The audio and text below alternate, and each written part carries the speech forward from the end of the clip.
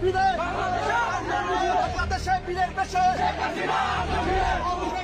জন্য আমি বরাবরই যা বলে এসেছি যে আমি রাজনৈতিক পরিবারের সন্তান এবং আমি রাজপথে ছিলাম, আমি রাজপথে থাকবো গণতন্ত্রের জন্য, আওয়ামী লীগের জন্য, বাংলাদেশের জন্য। অবশেষে আওয়ামী লীগকে নিষিদ্ধের প্রতিবাদে প্ল্যাকার্ড হাতে রাজপথে এবার সোহেল তাজ। বিএনপিকে হুঁশিয়ারি দিয়ে যা বললেন তিনি। সম্প্রতি দেশের মানুষের এবং বিরোধী দলের মতামতকে উপেক্ষা করে তড়িঘড়ি করে সংসদে আওয়ামী লীগ নিষিদ্ধের বিল পাশ করা হয়। বিএনপির এমন আত্মঘাতী সিদ্ধান্তের কারণে এটি নিয়ে তৈরি হয়েছে নানান সমালোচনা। এটা তো প্রতিহিংসার রাজনীতি চলে দেশে, অন্য কিছু তো দেখিনি। দেশের জনগণ যদি চায় তাহলে অবশ্যই আওয়ামী লীগ আবার ফিরে আসবে দেশে। আওয়ামী লীগের প্রতি এখন 70%-এর বেশি জনগণ এখন আওয়ামী লীগকে তারা আবার দেখতে চায়। আওয়ামী লীগকে নিষিদ্ধ করার যে পায়তারা চলছে এটা ধোপে টিকবে না। যে বিরোধী দল জামায়াত কিনা আওয়ামী লীগ নিষিদ্ধে সোচ্চার ছিল, আজ তারাই আওয়ামী লীগ নিষিদ্ধের বিরুদ্ধে।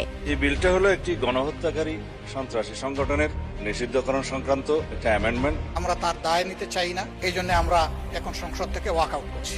বিএনপির সমস্ত বুলি ছিল মানুষকে ধোঁকা দেওয়া এবং প্রতারণা করা। এবার আওয়ামী লীগ নিষিদ্ধের প্রতিবাদে রাজপথে নামল তাজউদ্দিন আহমেদের ছেলে সোহেল তাজ। বিএনপিকে 24 ঘন্টার আলটিমেটাম দিয়ে যা বললেন তিনি। আমি বরাবরই যা বলে এসেছি যে আমি রাজনৈতিক পরিবারের সন্তান এবং আমি রাজপথে ছিলাম, আমি রাজপথে থাকবো গণতন্ত্রের জন্য, আওয়ামী লীগের জন্য। সোহেল তাজ বলেন, বিএনপির সাথে আমাদের কোনো শত্রুতা নেই, সবাই মুক্তিযুদ্ধের পক্ষের লোক। আমি মনে প্রাণে আওয়ামী লীগ, কিন্তু কোনো দলকে নিষিদ্ধ করার এখতিয়ার এই সরকারের নেই। এটা বাংলাদেশের মানুষ ঠিক করবে। এদেশে আওয়ামী লীগের 50% সমর্থন আছে। এদেশে আওয়ামী লীগের রাজনীতি ছাড়া বাংলাদেশ কল্পনা করাও কঠিন। সোহেল তাজ আরও বলেন, যদি আওয়ামী লীগের নিষেধাজ্ঞা তুলে না নেওয়া হয় তাহলে রাজপথে থেকেই আমরা সেটার মোকাবেলা করব। আর আওয়ামী লীগ ছিল সেই স্বাধীনতার পক্ষের দল।